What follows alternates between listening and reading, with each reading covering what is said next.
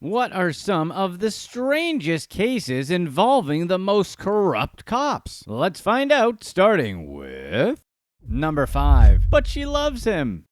Fitness-conscious New York City cop Alisa Bajraktarevich found herself at the center of an internal investigation after she allegedly attempted to steer narcotics detectives away from busting her boyfriend, a suspected dealer. It all went down during a routine traffic stop in the Bronx. During the investigation, Bajraktarevich was reassigned to desk duty and had her service weapons confiscated. Bajraktarevich, an officer serving with the Bronx Robbery Squad, met her boyfriend at the gym, and while the details of their relationship remained scarce, one thing was certain. Narcotics investigators had been keeping a close eye on this guy for some time. And they had warned her that he was a bad dude that would ultimately use her as a get-out-of-jail-free card. During a traffic stop, police planned to search the vehicle of the man they referred to as a major player in the contraband trade with the intention of making an arrest for trafficking. But when it all started to go down, Bajraktarevich allegedly intervened, using her status as a cop to try and stop the situation. She refused to obey the other officers' instructions, and they ended up having to call backup. It seems that the officers conducting the traffic stop didn't realize who she was until she revealed herself. Apparently, Bajraktarevich created quite a scene and gave the detectives a hard time. Eventually, they decided to let her boyfriend go, but promptly filed a complaint with the Internal Affairs Bureau regarding her involvement. It's not entirely clear if the narcotics detectives ended up searching this guy's car during the chaos caused by Bajraktarevich. This wasn't the first time she'd interfered with an investigation into this guy either, as she prevented a search of his apartment as well. Of course, she insisted that her boyfriend isn't a dealer. As of the release of the video, there hasn't been any public updates, and the NYPD would only acknowledge that Alisa's status with the force has been, quote, modified. Number 4. Florida's worst cop.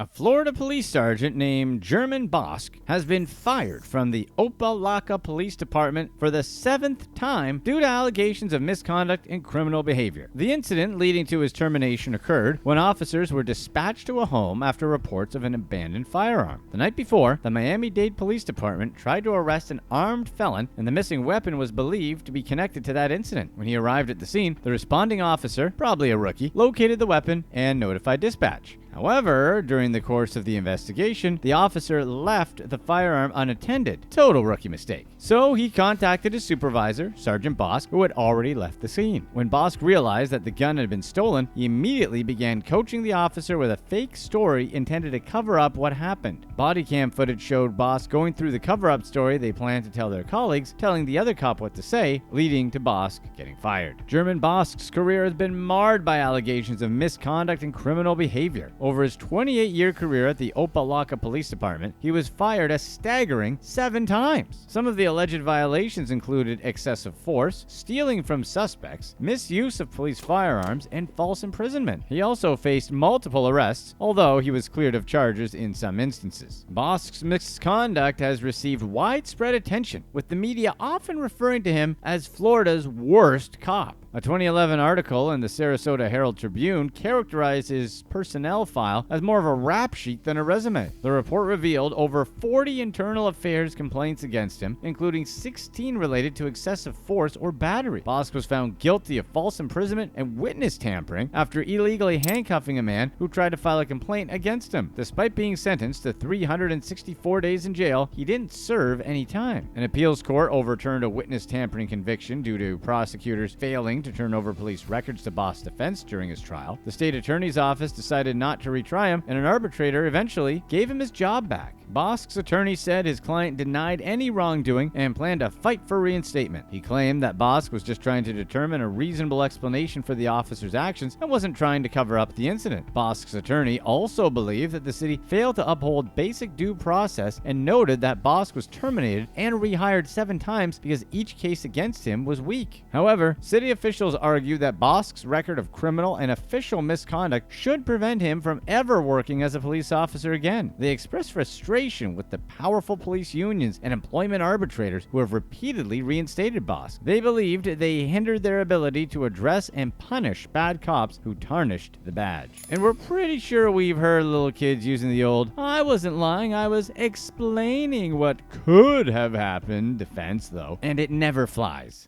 Number 3. Unsolicited texts. Emily Hershowitz found herself in a bizarre web of deceit that led to her arrest. It all began when Hershowitz, an officer serving in the Ossining Police Department, claimed she had been receiving menacing text messages. She said these messages were coming from multiple people, and she believed that one or more fellow police officers from her department were behind them. Hershowitz went to file further complaints, presenting investigators with screenshots of the messages. The content of these texts wasn't just threatening, but shockingly vile, filled with expletives and cruel taunts. Hershowitz was subjected to messages urging her to self-harm and demeaning her with derogatory terms. The situation escalated rapidly, and local authorities and her superiors became increasingly concerned about the disturbing nature of these messages. Fearing for her safety and well-being, they reached out to the Westchester District Attorney's Office to initiate a comprehensive investigation into the matter. The severity of the case prompted the police chief to call for a department-wide meeting to address the issue. Despite Hershowitz expressing her desire to drop the complaint, her superiors remained committed to uncovering the truth. They couldn't ignore the gravity of the situation. As the investigation continued, suspicions began to mount, and eventually, authorities turned their focus toward Hershowitz herself. Eventually, investigators obtained a search warrant to look at Hershowitz's phone and online accounts. What they found sent shockwaves through the case. Evidence strongly showed she was associated with several of the phone numbers that sent the messages. It seemed more and more likely that she had been sending these messages herself. The revelation resulted in Hershowitz being arrested and charged with 4 counts of third-degree falsely reporting an incident and 3 counts of first-degree filing a false instrument, a felony charge that means that she knowingly filed a fraudulent report. Hershowitz's arrest was a huge betrayal to the law enforcement community. Her career, which had been characterized by accolades, took an unexpected and dramatic turn. She had joined the Ossining Police Department in 2016, and in just 2 years, she was named Employee of the Year by the local Rotary Club. As the investigation continues to unfold, many questions remain unanswered. A former Ossining police officer named Louis Rinaldi has been implicated as an accomplice in the case, with his name coming up over and over again during the investigation. Rinaldi resigned from the department due to separate disciplinary charges. With the seriousness of the messages, it's odd that she wouldn't think the department was going to fully investigate the issue. She works in a place with the resources to catch her, yet she still went through with her complaints. She was always going to get caught. Number 2. Hidden shoeboxes. In the bustling streets of London, Kashif Mahmood, a former Metropolitan Police officer, took a dark path down the rabbit hole of organized crime. It all began when Mahmood, cop, found himself entangled in the world of a crime gang led by a man in Dubai known as Mujaba Niaz Mand. Niaz Mand communicated with the UK-based gang members through the encrypted EncroChat mobile phone network, believing their secrets were safe. The gang's MO was simple. Just target people transporting large sums of cash. Niaz Mand would tip off the gang's leader in the UK, Mohsin Khan, about the jobs. Mohsin, going by the nickname Aqua Plus on EncroChat, would then contact Kashif. Mahmood, using police cars and wearing his uniform, would intercept the targets. To add to this criminal duo, Johan Gergel, a Romanian bodybuilder, played the role of his law enforcement accomplice. Together, they would orchestrate fake police stops, confiscating the money meant for the gang's illicit transactions. These couriers, who had been handed the cash by the Khan gang, found themselves robbed not only of their money, but also at risk from their criminal associates. The scheme proved to be successful, with the gang amassing over £1 million, until Mahmood's body camera, accidentally activated during one such operation, captured evidence that would eventually lead to his downfall. As the investigations revealed the extent of their activities, the Khan gang's empire began to crumble. Surveillance officers, coincidentally observing one of the gang's operations, stumbled upon Mahmood and Gergel. Mahmood had a wife, Shireen, who remained oblivious to her husband's double life. As the court proceedings unfolded, it came out that Shireen had been manipulated into helping her husband. She confessed to moving a box box under his instructions during a police raid on their home. The box, believed to contain a large amount of cash, was never recovered. Kashif Mahmood was sentenced to 8 years in prison for his role in the organized crime group, while the Khan brothers received up to 16 years. Gurgel, the partner in crime, was jailed for 6 years. As for Shireen, she was handed a suspended sentence of 20 months. If you're enjoying this video, be sure to stay tuned right here for even more corrupt cops. Number 1. They just knew it. Ross Cates and his wife, Liz Mixel Batista, became characters in a real-life drama involving illegal search and seizure, questionable police conduct, and a dancer's supposedly hard-earned singles of almost $20,000. The story began on the day when Cates and Batista were pulled over by the Miami-Dade Police Department for allegedly cutting off a police cruiser. What should have been a routine traffic stop took a dramatic turn when the officers discovered 6 guns in the couple's car. Officers seized nearly $20,000 in cash, as well as suspected illegal substances. This discovery led to serious charges, including armed trafficking and other felonies against Cates and Batista. Defense attorneys for the couple challenged the arrest after officers bragged about the weapon to local media outlets. The lawyers argued that the cops hadn't followed proper protocol during the search. Cates maintained that he legally owned the weapons and held a valid concealed weapons permit. Body cam footage from the incident revealed that an officer never obtained Cates' permission to search the vehicle's trunk. Instead, the officer commanded Cates to pop the trunk, rendering the search illegal. The real plot twist came with Batista's involvement. She worked as a dancer and held a significant amount of cash, which was discovered in her purse during the traffic stop. She explained to the officers that she was on the way to the bank to deposit the money. However, the police department's legal bureau saw things differently. They believed the cash was connected to illegal activities, and so they kept it. Police claimed that a canine named Roxy had alerted officers that the cash had been near narcotics. During a hearing to determine whether the police could retain the money, Batista's colleague, Haley Heath, testified that her friend earned big money at work. She argued that the glitter on the cash should have made it pretty clear where that money came from, considering Batista's profession. Ultimately, a Miami-Dade circuit judge concluded that there was no probable cause for the seizure and ordered the cash to be returned to the couple. Additionally, the police department agreed to cover the couple's legal fees, amounting to approximately $3,000. So what really happened that day? Yes, the cops didn't do the proper protocol, but were they actually really believing that Cates and Batista were completely lying and that they were stopping a criminal operation in progress? Or were the cops actually crooked like Alonzo in Training Day, trying to get a little extra cash on the side? Let us know what you think in the comment section. Who are some of the most corrupt cops out there who are running giant scams? Let's get right into it, starting with number 6, the unwinnable war. Former Drug Enforcement Administration Special Agent Jose Irizarry received a sentence of over 12 years in prison for operating a money laundering and fraud scheme during his time as an agent. Irizarry, apparently confused as to what his job actually was, funneled millions of dollars from undercover DEA money laundering investigations and accepted $1 million in bribes and kickback payments. Working with his wife, Natalia Gomez Irizarry, the couple was involved in a 7-year scam where they funneled $9 million from DEA undercover money laundering investigations. The couple then moved the money into bank accounts that their co-conspirators could access. Irizarry lived it up like Tony Montana. He bought top seats at sporting events, overspent on fine dining, and traveled all over. He bought his wife a Tiffany diamond ring, purchased several luxury sports cars, and bought a $767,000 home in Cartagena, a Colombian resort city. It was the modest lifestyle of a dirty cop. Once he was caught, Irizarry quickly threw co-workers under the bus in an attempt to save his own skin.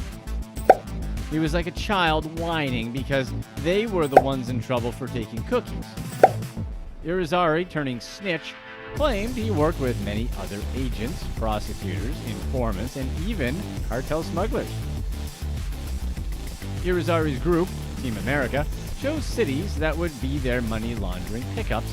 Team America partied hard, paying for VIP rooms at gentlemen's clubs, enjoying Amsterdam's red light district, and chartering a Colombian yacht we imagine they probably brought a few pets home, and we don't mean doggies and kitties. Irizarry rationalized that a large part of their corruption came from the belief that the DEA was incapable of ever stopping the drug war. This defeatist attitude led to the new strategy of, if you can't beat them, join them. And they stopped trying to fight the war and found a way to profit from it instead. While former colleagues have dismissed Irizarry of making up stories to reduce his sentence, the U.S. Justice Department started investigating his allegations and interviewed dozens of current and former DEA agents and prosecutors.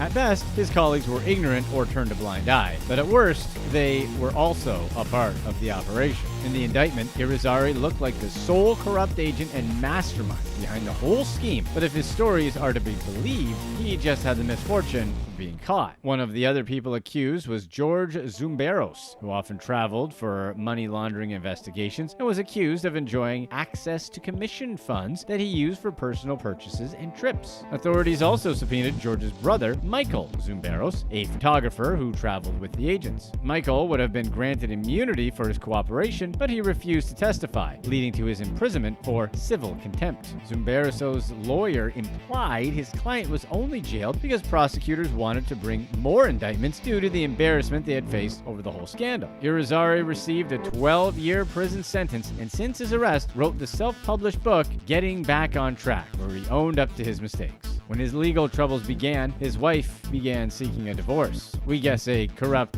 philandering DEA snitch doesn't make for a good husband. For a deeper dive into Irizarry's story, click the link here. Number 5. Playing it safe.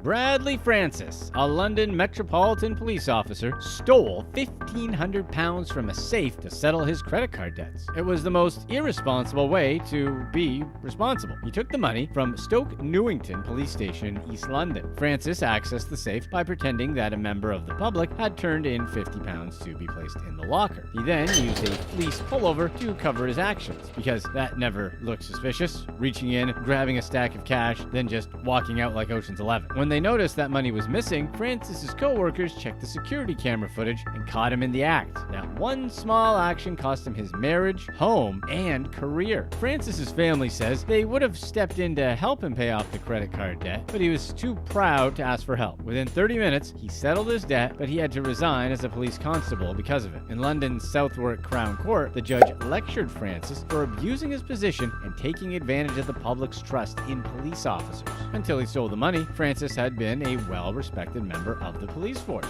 His colleagues vouched for his character and contribution to society, making it clear that he acted out of desperation. Francis pleaded guilty to the charge of theft by employee. In the security camera footage, he spent a long time hovering in front of the safe before he put the money under his fleece, likely contemplating his actions. The cash he took was public money from an ongoing intent to supply investigation. At the time, he was the only person with access to the safe. In court, Francis was remorseful, but the judge still sentenced him to 10 months in prison and gave him 3 months to pay back the money he stole. In his efforts to erase his debt, Francis earned himself a new one. Having lost his job as a policeman, Francis's father planned on hiring him at the family firm once he finished his sentence. Ironically, if he'd asked his father for help in the first place, he would have never had to go to prison. Number 4. Sweepstakes Scammer. The Allen Lottery Scheme Organization, also referred to as ALSO, was an international lottery fraud scam that preyed on vulnerable and elderly Americans. The organization was named after Shellian Shireen Allen, a Jamaican policewoman that ran the operation. A Wisconsin woman known as Victim 1 lost $150,000 and her home blew the whole thing wide open. The victim received a call from someone claiming to be a representative of the Publishers Clearinghouse and even played background music which made her believe it was real. The representative told her she'd won a house, a Mercedes-Benz, and $18 million.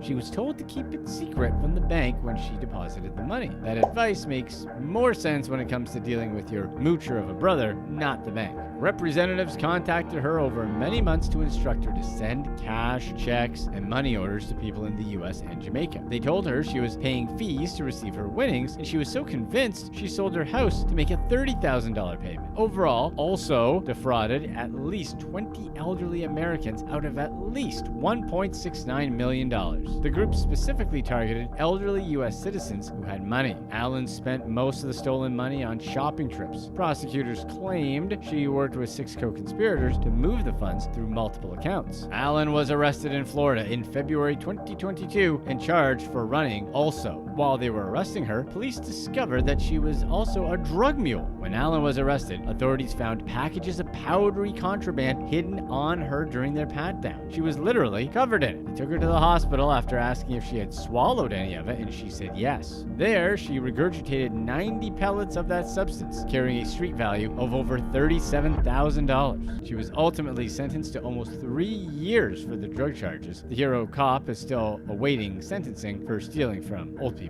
Number 3. Extra duty scheme. 4 police officers, David Cilio, Paul Pavia, Mark Liggy, and Christopher Bromes, took part in a scheme where they claimed the money for canceled extra duty project fees. The officers submitted at least 643 false payroll vouchers, which amounted to $187,618. The utility company that paid the money was an affiliate of Eversource, which regularly hired off-duty officers for security. Cilio, Pavia, Liggy, and Bromes worked in the division that administers the extra duty program. According to the police union rules, contractors that canceled a job later than 10 p.m. the previous day had to pay 4 hours of the officer's time. Part of the city's contract with the police union stipulated that jobs were offered to police officers first. Investigators were auditing the process used to assign jobs to off-duty officers, such as directing traffic and construction sites or providing security at events when they noticed something unusual. Few officers seemed to be collecting a large number of cancellation fees. Extra duty work paid $68 an hour, and the jobs the officers claimed the fees for were never assigned to them. Assistant Police Chief James Matheny began an inquiry into the possibility that at least 2 officers, Cilio and Pavia, had submitted vouchers improperly for canceled jobs. The Internal Affairs Division found suspicious vouchers from Liggy and Bromes as well.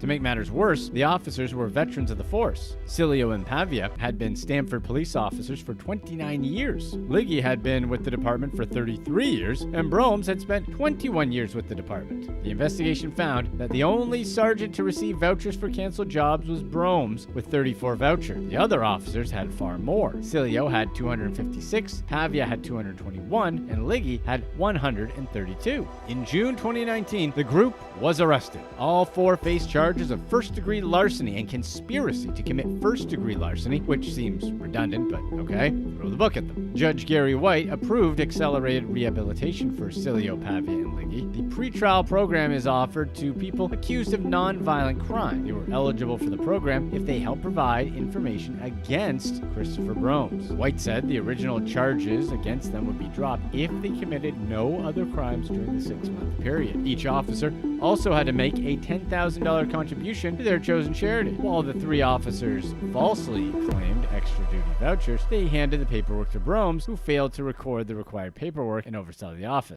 Number 2. Everyone's scamming. Over 131 people participated in one of the most significant disability fraud cases in U.S. history. The participants included 72 former New York City police officers and 8 former firefighters. The scam operated for 2 decades and stole over $400 million in taxpayer money. The plot began in 1988 when 4 facilitators coached hundreds of applicants on ways to convince the Social Security Administration that they were entitled to monthly disability payments as they had psychiatric conditions that made them unable to work. Many retired police officers and firefighters began to feign mental illnesses to receive benefits. Some pretended they suffered post-traumatic stress after the 9/11 attacks. Long Island resident Raymond LaValle was the wizard behind the curtain. He represented the applicants and coached them into making false claims, and they learned from him how to work the system and get fraudulent benefits. Lavallee could have received a maximum of 25 years on top of the original grand larceny, but in return for his assistance with the case, he received a 1-year prison sentence and was ordered to pay $2 million in restitution. Lavallee, like any good ringleader, had minions. How could he be a ringleader without an actual ring to lead? John Minerva, former Nassau County Assistant District Attorney and retired police officer, helped Lavallee orchestrate the scheme. Thomas Hale and Joseph Esposito assisted them. The group coached NYPD officers, firefighters, and corrections officers into making the fraudulent claims. Some suspects received hundreds of thousands of dollars in benefits. One man, Richard Costantino, received over $200,000 in payments, and another participant, Louis Pertidoin, collected $395 in disability payments. Amongst those charged were 2 doctors who received kickbacks for giving bogus diagnosis. More than 100 applicants pleaded guilty, but most received no jail time as long as they paid back the money they stole. More than $1 million was seized from bank accounts, with additional seizures expected. The district attorney's office received more than $25 million in restitution and forfeiture. Number 1. Socioeconomic matters. New York police officer Yaniris Jen DeLeon was involved in a medical insurance fraud scheme where she gave confidential information about car crash victims in exchange for payment. Anthony Rose, the alleged mastermind, paid thousands of dollars for protected patient information to give to insurance scammers. Those scammers would then steer the victims to a New York and New Jersey network of doctors and lawyers for unnecessary treatments. The scheme made over $18 million, operating from roughly 2014 to 2019. The scheme was based out of a call center in Queens, New York. Rose targeted people in, quote, the hood, since he felt that people in Manhattan could afford expensive attorneys. The operation comprised of at least 60,000 people's information. They paid NYPD employees and people working in federally funded hospitals as much as $4,000 monthly for patients' information. DeLeon pleaded not guilty and was released on $50,000 bail. Her attorney claimed most of the charges in the indictment had nothing to do with her. It wasn't the first scheme that Anthony Rose helped run. He bribed his brother Frank Rose, a former field representative for the city of Linden's neighborhood redevelopment program, in exchange for roughly $1.3 million in construction services. Anthony, being a great father, admitted that Frank awarded 2 of his companies approximately 37 contracts that totaled $1,329,000 in exchange for the corrupt payments. A judge sentenced Frank Rose to 60 months in federal prison for accepting corrupt cash payments and other benefits for giving favorable treatment to specific contractors. He also had to pay $189,000 in restitution to the U.S. Department of Housing and Urban Development. U.S. District Judge Ann E. Thompson granted the government's motion for Anthony's downward departure as his corruption in the case helped authorities stop the fraudulent scheme from continuing. He received a sentence of 6 months of house arrest. Click to watch one of these next videos. Let us know in the comment section what you trust more in general, cops or politicians.